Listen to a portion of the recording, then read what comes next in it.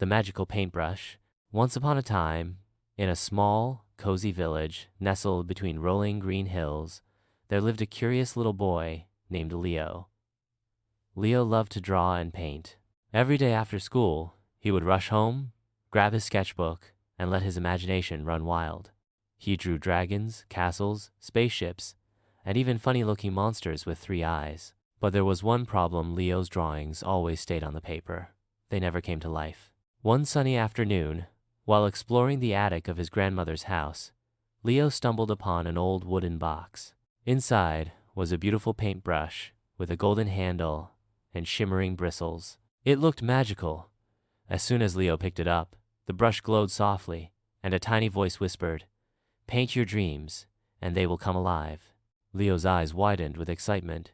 He ran to his room, dipped the brush into his paints, and started drawing.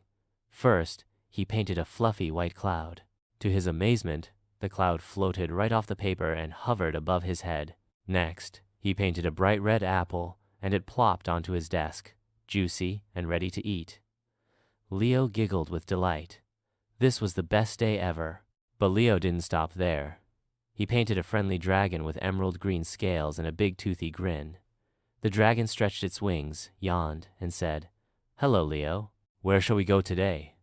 Leo climbed onto the dragon's back, and together they soared out the window, high above the village. They flew over sparkling rivers, through fluffy clouds, and past towering mountains. The dragon even did loop-de-loops, making Leo laugh until his stomach hurt. But as the sun began to set, Leo realized it was time to go home. He painted a cozy bed for the dragon to sleep in, and promised they'd have more adventures tomorrow. From that day on, Leo's life was filled with wonder. He painted a talking dog to be his best friend, a treehouse with a slide that went all the way to the ground, and even a tiny spaceship to explore the stars. But Leo also learned an important lesson. With great magic comes great responsibility. He made sure to only paint things that would bring joy and kindness to the world.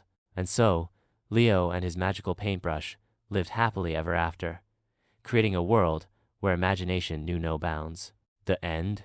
Wouldn't it be amazing if you had a magical paintbrush like Leo's? What would you paint first?